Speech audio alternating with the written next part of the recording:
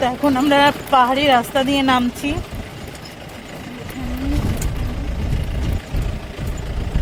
এটা এটা একটা महल, ये भी एक खंडित महल है ना?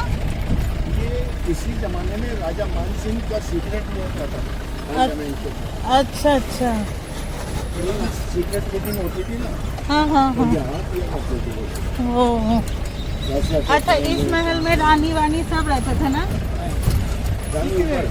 नहीं नहीं, ये ऊपर जो देख के आए। बाप रे, ठंडी ठंडी हवा चल रही है ऊपर, तो पंखे की जरूरत ही नहीं है। हाँ हाँ, ठंडी महीना में बहुत ठंडी होगी ना? हाँ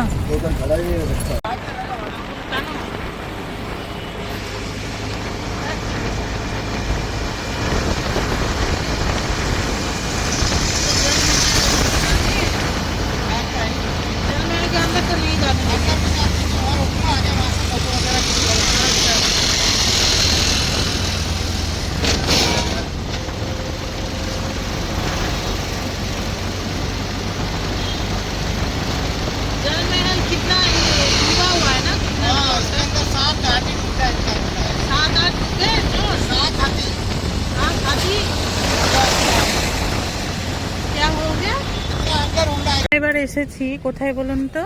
এই দেখুন জলমহল।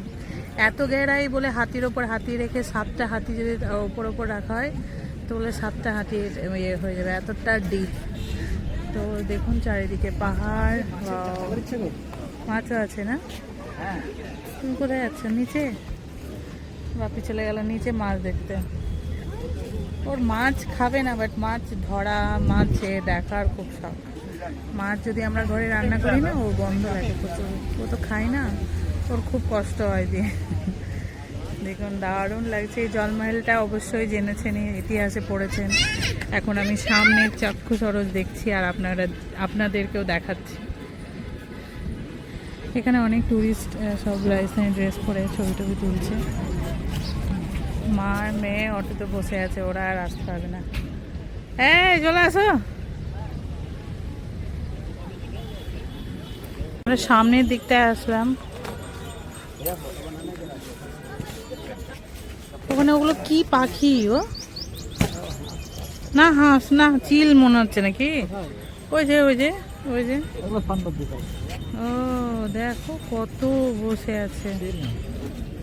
তো জলমহলে ওই যেরকম ওই উদয়পুরে লেক প্যালেসগুলো আছে, ওইটাই না? এখন ওটা ডুবে গেছে বলে হয়তো না, নাহলে ওটাও হোটেল হয়ে যেত।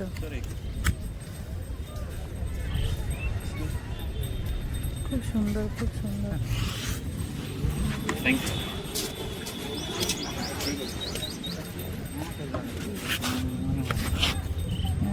না মাছ তো আছে, কারণ পাণ্ডবী আছে।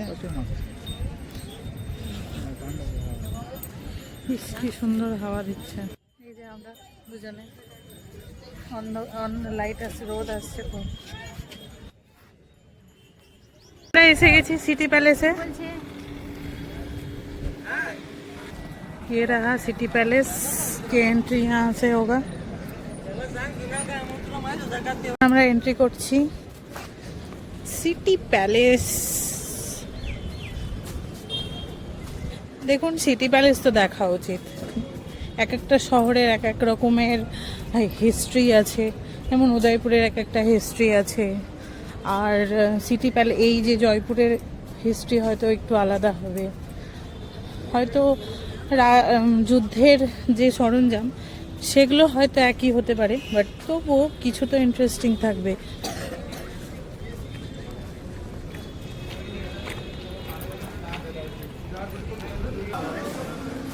এই যে চুনসুরকির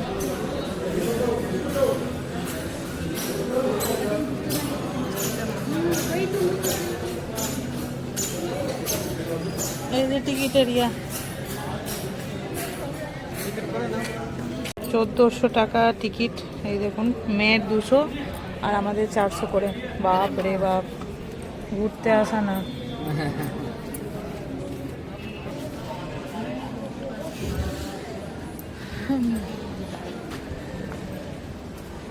साइड रखेंगे आप लोग भी।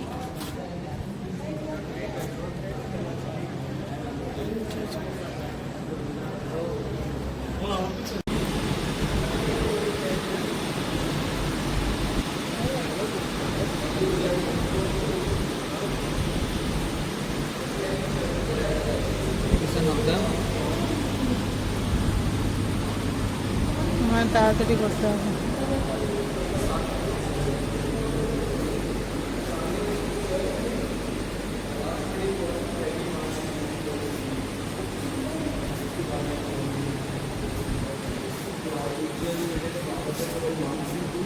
तीसरे चेयर पे बैठे थे सरदार वल्लभ भाई पटेल गवर्नमेंट को दे दिए और राजस्थान का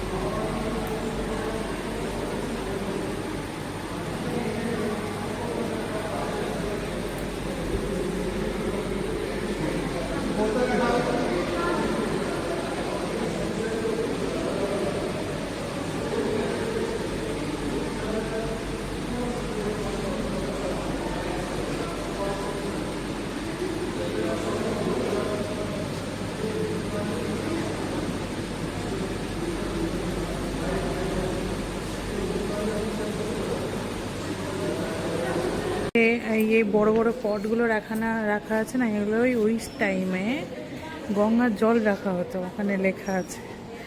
বাপি গিয়ে পড়ে আসলো।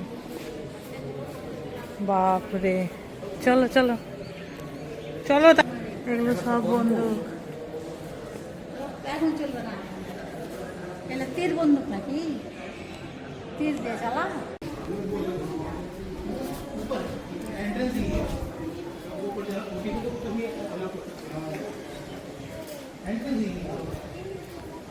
राजा लोग कौन से साइड में रहते हैं? इस साइड में।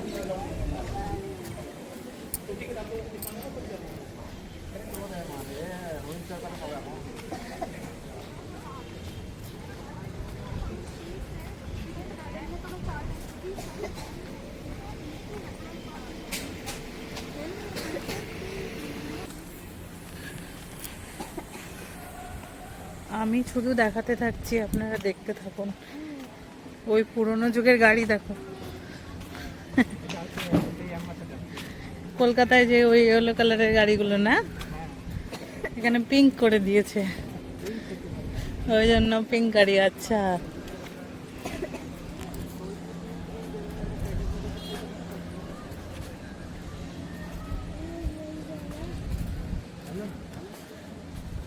এখানে পাগড়ি বেঁধে ছবি তুলতে পারো।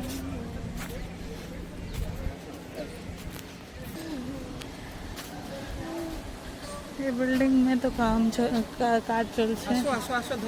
এর শরীর এত খারাপ যে চলতে পারছে না। এখন ওপরে যাচ্ছি,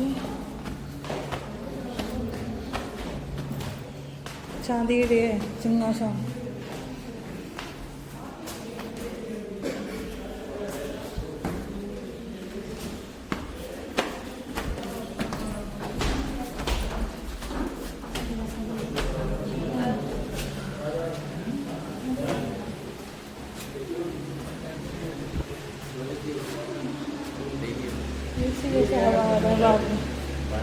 হ্যালো, হ্যাঁ, এই ছোট ছোট বন্দুক, চাকু।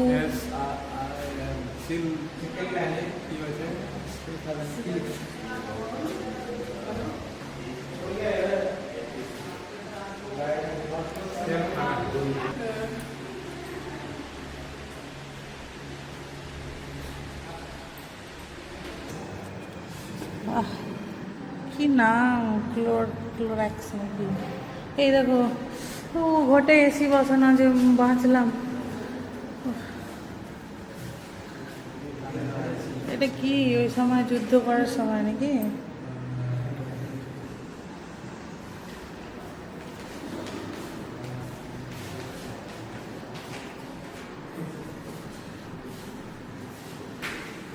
খুব সুন্দর লাগছে।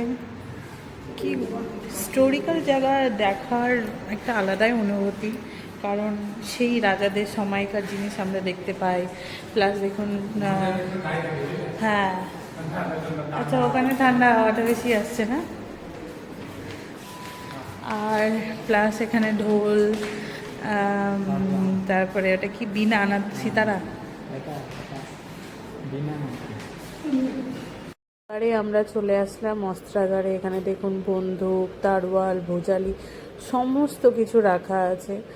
বাপরে, এত এত মানে অস্ত্রাগারে এত অস্ত্র, সত্যি তাই। মানে আমরা বাড়িতে হয়তো কারো বাড়িতে দু একটা জিনিস থাকে, কিন্তু রাজস্থানে আমি শুনেছি প্রত্যেকটা মানুষ, এবং যারা রাজপুত তাদের ঘরে তারওয়াল, ভোজালি এগুলো থাকবে। এখনও সে এই জিনিসটা মেনটেন করে।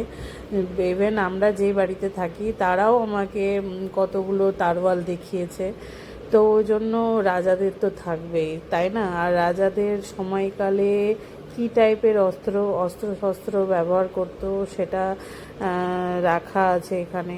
খুব সুন্দর।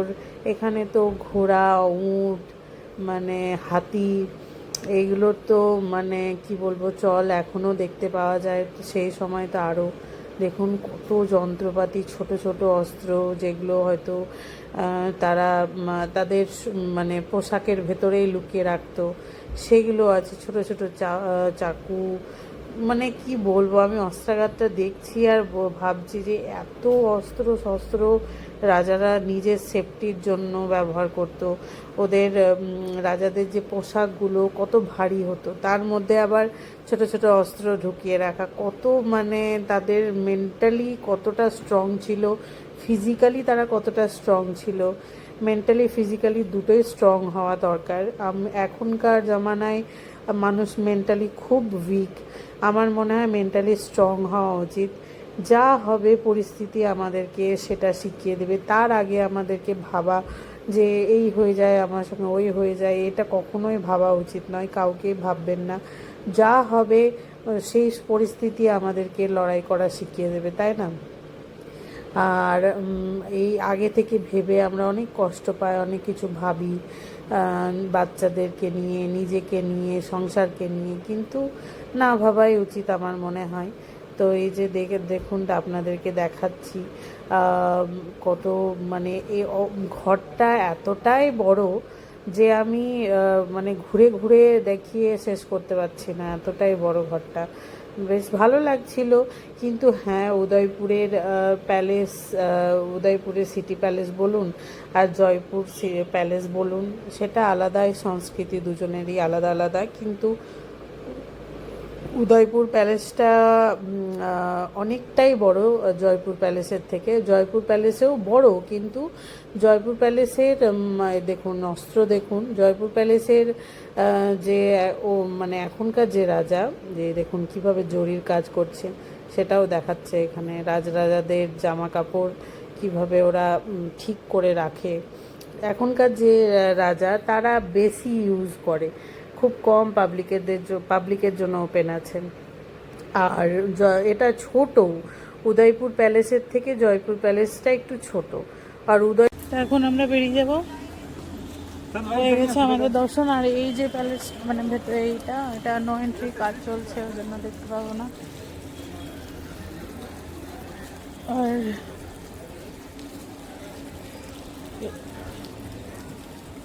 এই ফোয়ারাটা খুব সুন্দর লাগছে।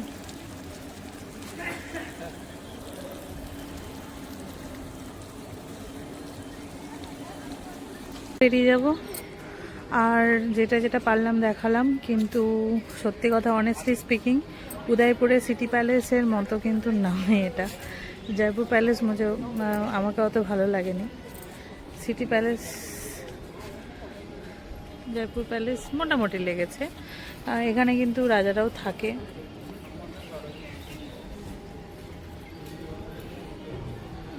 চলো এবার এক্সিট হয়ে যাব আমরা।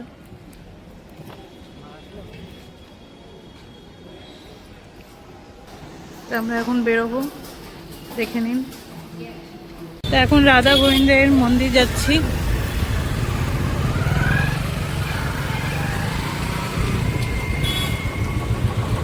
এই যে মন্দিরের গেট।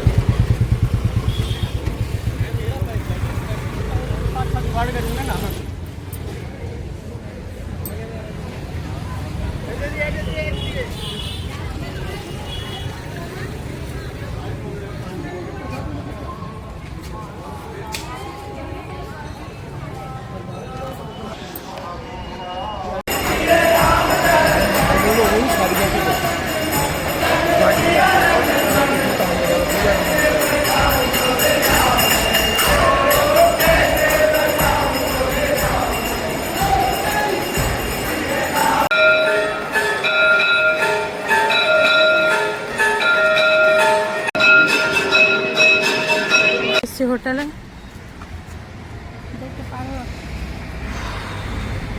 তো এই হোটেলের সুইমিং পুলটা দেখতে আসলাম।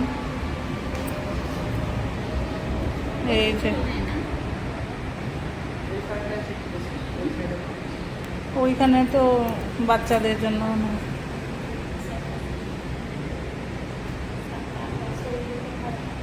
চলো গোছানো হচ্ছে আমাদের, একদম সব কিছু রেডি। চলুন এখন উদয়পুরের জন্য বেরোচ্ছি। আর এসে একদম ওখান থেকে এসে একটু ফ্রেশ হয়ে নিলাম। ফ্রেশ হয়ে একদম ফ্রেশ লাগছে, মনে হচ্ছে বাপরে থাকান দূর হয়ে গেল। তো হ্যাঁ, ফ্রেশ হয়ে একদম এখন সব বেরোবো। তো চলেন একদম ট্রেনে গিয়ে দেখা হবে। তো আমি পৌঁছে গেছি, প্রচণ্ড ভিড় ছিল বাপরে। এখন তো কম হলো, প্রচণ্ড ভিড় ছিল। এখন বসে আছি, প্ল্যাটফর্ম নাম্বার 3-এ আসবে B5 আমাদের কোচ, मतलब বগি নাম্বার। আর এখন এবার যাব হচ্ছে উদয়পুর। চলুন ট্রেনে গিয়ে কথা বলবো। খাবার দাবার হোটেল থেকে প্যাক করে নিয়েছিলাম, তো খাবারের কোনো টেনশন নেই। এখন শুধু ট্রেনে চাপার একটা, এইখানে অনেকক্ষণ দাঁড়ায় অবশ্য। লোচা হয়ে গেছিল আমার জুতো, মানে যখন ট্রেনে চাপছিলাম নিচে, মানে প্ল্যাটফর্মে, মানে রেল যেখানে, মানে রেল লাইন ওখানে পড়ে গেছিলো। আমি এক পায়ে হাঁটছিলাম, দিয়ে আবার রেলের স্টাফই আর আমার হাজবেন্ড দুজন মিলে আমার জুতোটা বের করলো। বাপরে বাপ, না হলে আমি কি যে করতাম। বাপি আমাকে বলছে, তুমি বলছিলে জুতোটা ফেলে দাও, ফেলে দিলে কি হতো।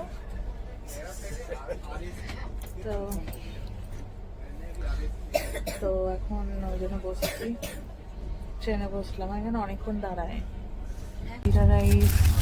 পেঁয়াজ, লঙ্কা, ডাল দেননি আপনাকে সবজি, তারপরে আচার, শসা, তারপরে ডাল, ডাল দেবো এতগুলো। তোমাকে?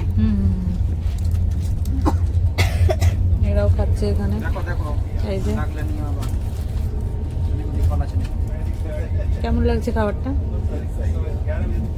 আলু মটরের সবজি, এই যে সবজি তোমার সবজিটা খুব ভালো, একদম neat and clean bed cover দিয়েছে, একদম খুব সুন্দর দিয়েছে। এই দেখুন একদম পরিষ্কার, নতুন নতুন লাগছে দেখে, গন্ধটাও নতুন আসছে না বাপি? তো যাই হোক, যাত্রাটা ভালো হবে। এসির একটা জিনিস ভালো যে বেড কভার বা পিলো সব কিছুই প্রোভাইড করা হয়। এবার মেয়ে ঘুমাবে, আমাদের মিডিল দুটো আর দুটো লোয়ার সিট। এক পায়ে আছে তো ঠান্ডা লাগবে না ঠান্ডা লাগবে কম্বল দিয়ে রাখা যাবে ঠান্ডা লাগলে এর উপরে কম্বল দিয়ে দিবেন তো আজকে ব্লগটা এই পর্যন্তই রাখলাম, আর বাড়াবো না। এবার ব্যাক টু উদয়পুর, সংসার জীবনের মানে ভগবানের দর্শন করলাম, খুব ভালো লাগলো। উপরওয়ালাকে অনেক থ্যাংক ইউ বললাম যে একটা ঠাকুরের কাছে গেছিলাম যেটা স্কিনের টাচে ঘড়ি চলে, তো সেই কি যে সেই ঠাকুরের নাম কি যে কৃষ্ণ, হ্যাঁ রাধা গোবিন্দ রাধা গোপীনাথ না কোনটার স্কিনের টাচে গোপীনাথের কাছে, হ্যাঁ স্কিনের টাচে ঘড়ি চলে যেটা গোপীনাথ, হ্যাঁ গোপীনাথ মন্দিরে গেছিলাম, যেখানে এখান থেকে দিলে ও নিজের আর একটা বাকি আছে বললেন স্কিন টাচ মানে ইংরেজরা এসেছিল, তো বলছে তোমার ভগবান যদি সত্যি হয় তাহলে এই ঘড়িটা পরাও, আর এই ঘড়িটা কিন্তু স্কিনের টাচে চলে, মানে কোনো মানুষ পরলেই ঘড়িটা চলে। তো বলেছিল যে হ্যাঁ পরিয়ে দিন, তো এখানকার লোক বলেছিল পরিয়ে দিন, সেখানে ইংরেজ গিয়ে পরিয়ে দিয়েছিল, তো ঘড়িটা চলতে শুরু করেছিল। এখনও কিন্তু সেই ঘড়িটা পরানো আছে, প্লাস এখনও ওই ঘড়িটা চলে। তো চলো, আপনাদেরও দিন কি বলবো এইভাবেই যাক, আমি আশা করি যে ভগবানের দর্শন করুন। উপরওয়ালার দর্শন করলে না মন খুব শান্তি হয়। তো চলুন আজকে এই পর্যন্ত, ভালো থাকবেন, সুস্থ থাকবেন, দেখা হবে পরের আরেকটা ব্লগে। আজকে পর্যন্ত tata, good night, sweet dreams, bye. এই যে